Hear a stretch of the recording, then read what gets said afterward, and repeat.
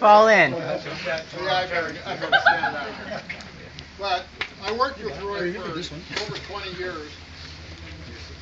There was a reason for that, because Roy was Chad. Oh, you guys are gonna have to bear with me.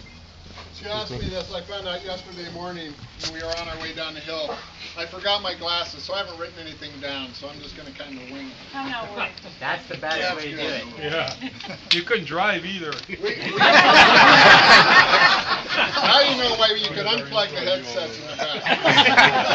We had the same crew for 13 years. How about that? Dave and Ron and then when Ron screwed it up and promoted to captain, we got Candelaria. Steve came in. And I remember we went on one call and it was a sheared fire hydrant. Water's blown in the air about 50, 60 feet. When you have a sheared hydrant, the only way to shut them off is there's a little valve about 8 feet from where the hydrant is, and you have to get a street key and go do it. And usually, it's the low man on a totem pole. And I remember Candelaria gets off the truck.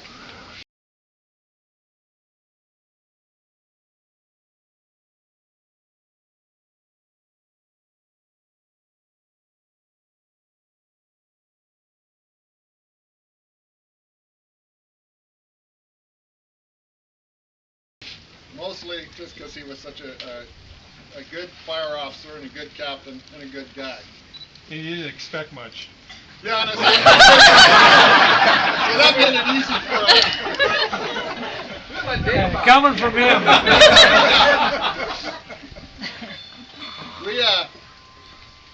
Roy's idea of discipline, he never had trouble with his crew. I don't think, and Roy was a captain for close to 30 years probably. He never, that I know of, ever wrote a letter of reprimand or anything. His theory was if you screwed up, you buy ice cream and you don't do it again. And that seemed to work out. He never got excited. He was the most unflappable guy I've ever seen on a call. I worked with and for a lot of good captains. All right. It's okay. Yeah. Oh, I love you. Oh. Anyway, we're on our, there's a couple sayings Roy had that if I said it, anybody who knew Roy knows it's automatically what it was. One of them is, we're on our way to a call. We're going to the hospital for an automatic alarm. Been to the hospital 100 times. And there was a shortcut that you go through the mall. Well, I blew right past it. I didn't make the turn. And instead of getting all excited and yelling at me and stuff, Roy just looks at me and goes, "Where you going, old buddy? Where are we going, old buddy?" And after that, every time I got in there, I heard that from Dave. Roy, before he got his hearing aid, we had a call. We'd go to the hearing test. They have an annual hearing test for the fire department, for you guys who aren't firemen. And we'd go there, and we'd come out, and the way it works is they do your different levels. I'm sure you've all had a hearing test, but the lower the number, the better you are, better your hearing. We'd come out of there, and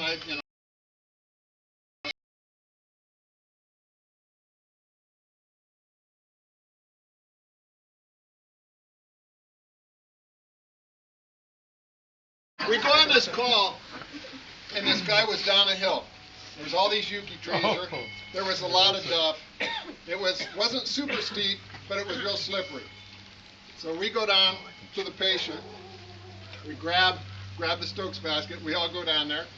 We get them all loaded up, and we thought, this is pretty slippery. We don't want to slip and drop the guy and have him go tumbling down the hill. And this is the day before we had 2 radios. We only had 1 radio, and Roy had it. So I scream up in the hill, "Hey, Roy, we need to set up a belay." Roy goes, "You say he's got a broken leg?"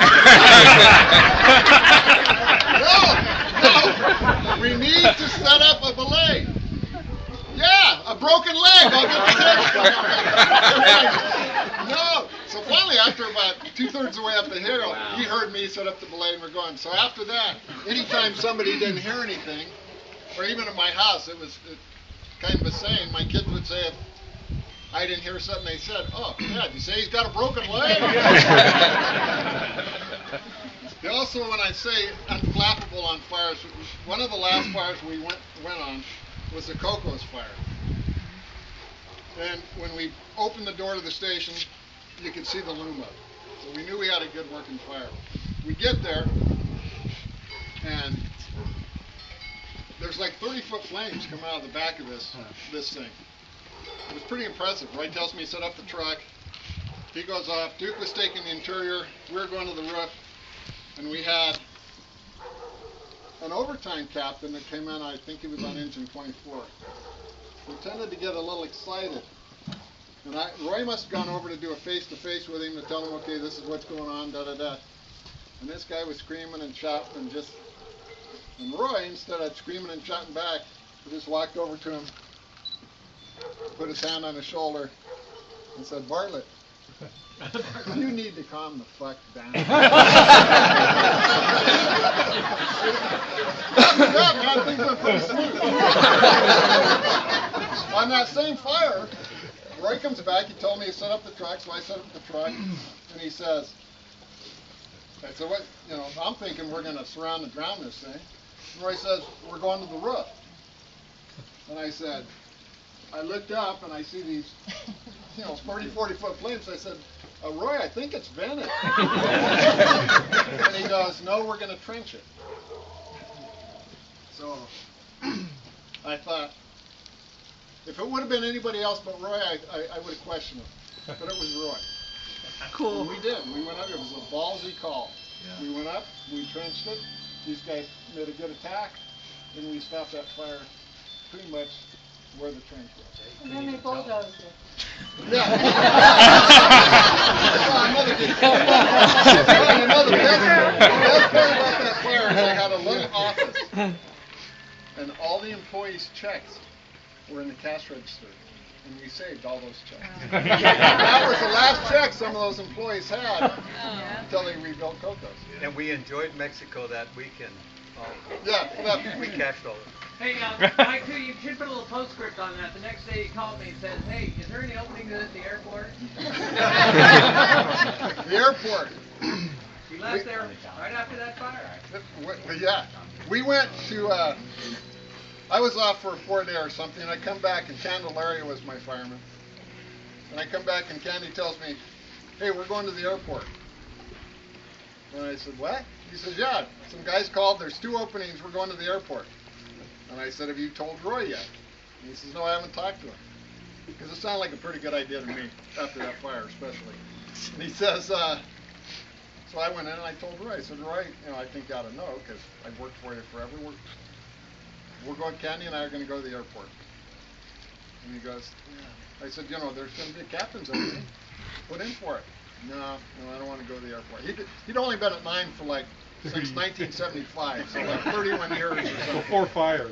Yeah. Yeah, they still had the corrals there in the house. But he told me, he went on a 4-dayer, and Carol, I talked to Carol on the phone, I think, that day or something. She says, Roy will lay out in the driveway and get run over 3 or 4 times by the fire truck before he'd ever leave Station 9. Yeah. Came back after the 4-dayer and says, we all went in and put in our transfers together. So that worked out pretty well. Then he went up there first, and I'd call him. You son of a bitch, you didn't tell me all the administrative work we have at the airport. Oh, sorry, Roy. Then there was slow down here. There was a time when, before Roy got married, he was pretty hush-hush about it. And he said, I remember we came in, I told you this, the R&R. He comes in one day, or we come in one day, and we said, we're sitting around the table in the morning, and said, what's going on today, Roy? Anything on the schedule? And he goes, no, today we're just going to have R&R. That was another Roy saying. Yeah. So we're thinking, cool. So we turned the TV on, and we're all kicked back, and we're looking around, and I think Ronnie says, hey, where's Roy? Hell, I don't know. We look out in front, and he wasn't on the computer playing solitaire, which he did occasionally.